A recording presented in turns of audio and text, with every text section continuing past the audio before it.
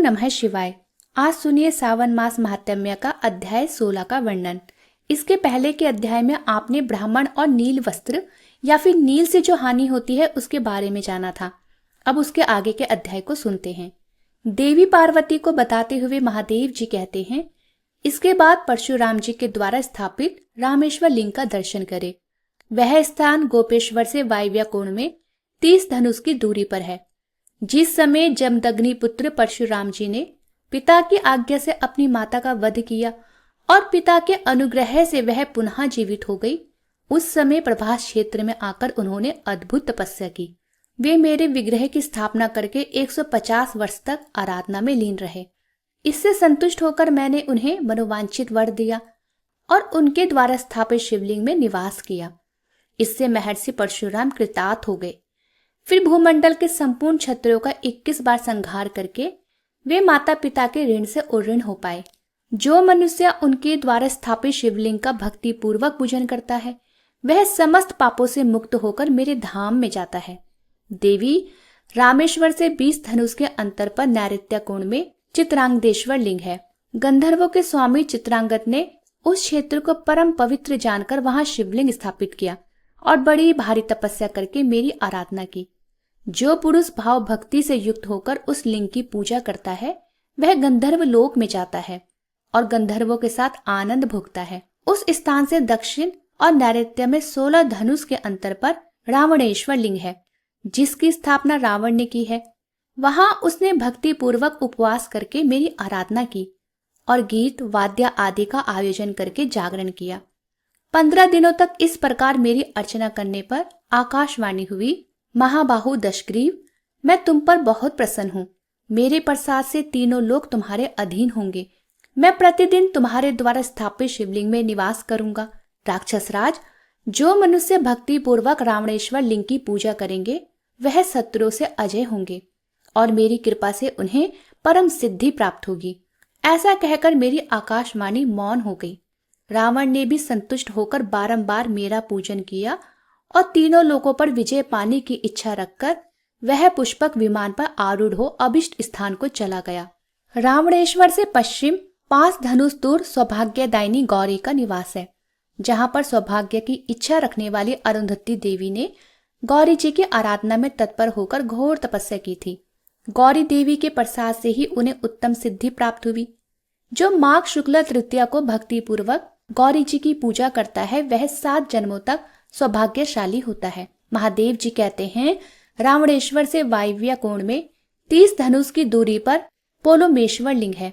इसकी स्थापना पोलम पुत्री सची ने की थी। जिस समय तारकासुर ने देवताओं का राज्य छीन लिया और स्वयं इंद्र पद पर अधिकार जमा लिया तथा उसके भय से व्याकुल इंद्रदेव कहीं भाग गए, उस समय उनकी पत्नी सची ने शोक से दुर्बल होकर मेरी आराधना की। इससे संतुष्ट होकर मैंने सची से कहा, देवी, मेरा पुत्र तारकासुर का वध करेगा, तुम निश्चित होकर जाओ।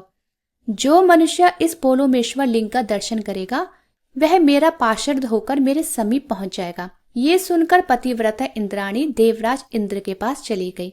महादेव जी कहते हैं, देवी, वहीं पाताल विवर से युक्त एक महापीठ है, जहां महाकाली देवी निवास करती है। वह सब दुखों की शांति तथा समस्त शत्रुओं का नाश करने वाली है। कृष्ण पक्ष की अष्टमी को आधी रात में गंध, पुष्प आदि उपचारों से विधि पूर्वक पूजा करने पर वे समस्त दुखों को दूर करती है। जो स्त्री शुद्धचित होकर 1 वर्ष तक प्रत्येक शुक्ल पक्ष की तृतीया को विधि पूर्वक देवी की पूजा करती है, वह 7 जन्मों तक क्षुधा, दुर्भाग्य और दीनता का कष्ट नहीं भोगती। ब्रह्मकुंड के उत्तर में थोड़ी ही दूरी पर पुष्करावर्तका नदी है। पूर्व काल में जब महात्मा सोम का यज्ञ प्रारंभ हुआ, उस समय उनका निमंत्रण पाकर सोमनाथ की प्रतिष्ठा कराने के लिए सब देवताओं के साथ ब्रह्मा जी भी प्रभास क्षेत्र में आए और इस प्रकार बोले कि मैं जब तक यहाँ रहूं, तब तक त्रिपुष्कर तीर्थ में ही मुझे तीनों समयों की संध्या करनी चाहिए। इसी समय जब लग्न काल उपस्थित हुआ, तब वेद चिंतक ब्राह्मणों ने बताया कि यही प्रतिष्ठा के लिए सबसे उत्तम समय है। उस समय ब्रह्मा जी को पुष्कर तीर्थ की ओर प्रस्थान करते देख निशानाथ चंद्रमा ने कहा, भगवान, ज्योतिषियों ने प्रतिष्ठा के लिए ये ही शुभ मुहूर्त बताया है। ये मुहूर्त बीतने ना पाए, इसका ध्यान रखना चाहिए। तब ब्रह्मा जी ने मन ही मन पुष्कर तीर्थों का चिंतन किया। उनके स्मरण करते ही वह तीनों नदी के तट पर प्रकट हो गए। उस समय नदी में ज्येष्ठ, मध्य और कनिष्ठ 3 भंवरें उठी। उन तीनों भंवरों को देखकर लोक पितामह ब्रह्मा जी ने कहा कि आज से यह सुंदर नदी पुष्करावर्तका नाम से प्रसिद्ध होगी। जो मनुष्य इसमें स्नान करके भक्ति पूर्वक पितरों का तर्पण करेगा, उसे तीनों पुष्कर में स्नान के समान पुण्य प्राप्त होगा। जो मनुष्य श्रावण शुक्ल तृतीया को उसमें पितरों का तर्पण करता है, उसके वे पितर 10,000 कल्पों तक तृप्त रहते हैं।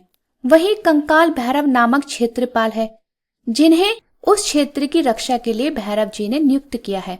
जो श्रावण शुक्ला पंचमी तथा आश्विन शुक्ला अष्टमी को कंकाल भैरव का भक्ति पूर्वक पूजन करता है, उस महात्मा के उस क्षेत्र में निवास के लिए वे सभी विघ्नों का निवारण करते हैं और उसकी पुत्र की तरह रक्षा भी करते हैं। उस स्थान के दक्षिण भाग में ब्रह्मकुंड के समीप दरिद्रता का नाश करने वाले चित्रादित्य विराजमान हैं। प्राचीन काल में इस धरती पर मित्र नाम के धर्मात्मा कायस्थ निवास करते थे, जो सदा सभी प्राणियों के हित में तत्पर रहते थे। उनकी 2 संतानें हुई, एक पुत्र और एक पुत्री। पुत्र का नाम चित्र था और पुत्री का नाम चित्रा रखा। चित्रा बड़ी सुंदर और सुशीला थी। इन दोनों के जन्म लेते ही इनके पिता मित्र की मृत्यु हो गई। मित्र की पत्नी ने पति के साथ ही चिता में प्रवेश कर लिया। इसके बाद इन दोनों अनाथ बालकों का ऋषियों ने पालन किया। वे महान वन में ही बड़े हुए और बचपन से ही व्रत परायण रहे। एक बार प्रभास क्षेत्र में आकर उन दोनों ने महादेव सूर्य की स्थापना की और वे बड़ी भारी तपस्या में लीन हो गए। धर्मात्मा चित्र ने धूप, माला, चंदन आदि उपचारों से सूर्य देव का पूजन किया और वशिष्ठ जी के द्वारा बताए गए 68 नामों द्वारा उनका स्तवन किया। चित्र बोले, जो आदिदेव, जगन्नाथ, पापनाशक तथा रोग निवारण करने वाले हैं, उन आकाश के स्वामी भगवान भास्कर को मैं सर से प्रणाम करके उनकी स्तुति करता हूँ।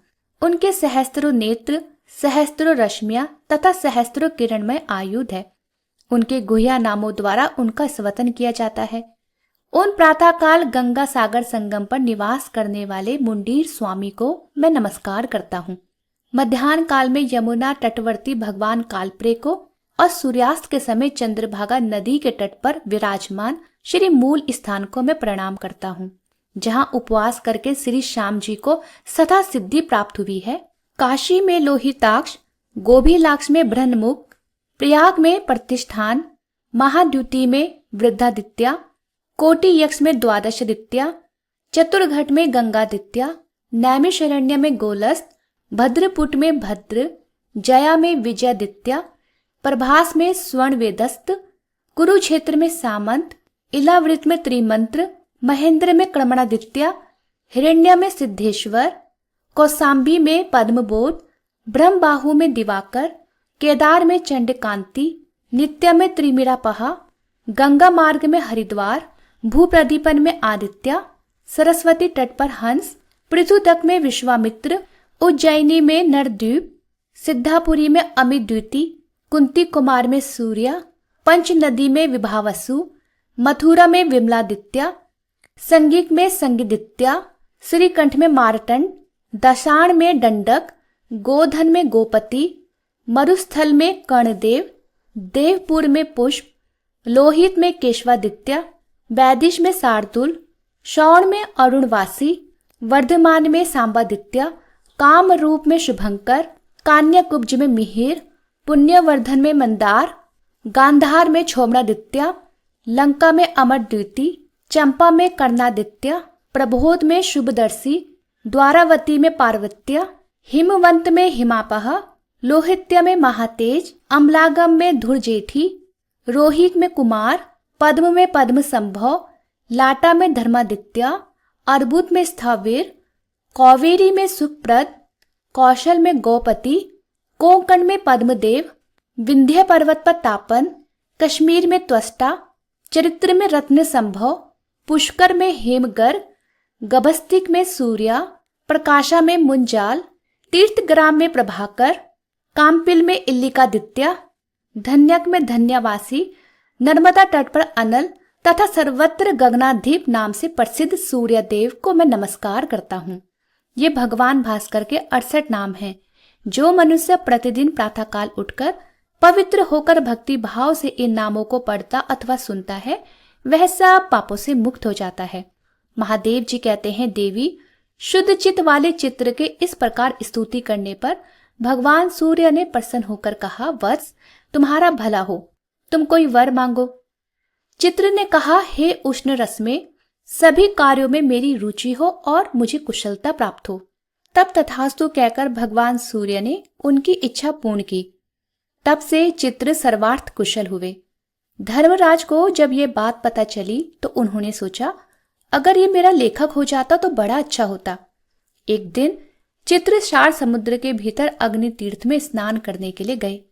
उसमें प्रवेश करते ही यमदूत उन्हें शरीर सहित यमपुरी उठाकर ले गए। वहां वे चित्रगुप्त नाम से प्रसिद्ध हुए। चित्रगुप्त जी संपूर्ण विश्व के शुभाशुभ चरित्र को लिखते रहते हैं, इसलिए उनके द्वारा स्थापित सूर्य देव का नाम चित्रादित्य हुआ। जो मनुष्य सप्तमी को उपवास करके उनकी पूजा करता है, उन्हें 7 जन्मों तक दरिद्रता और दुखों की प्राप्ति नहीं होती। आज का महात्म्य समाप्त हुआ। इसके आगे का वर्णन आप आगे के अध्याय में सुनिएगा।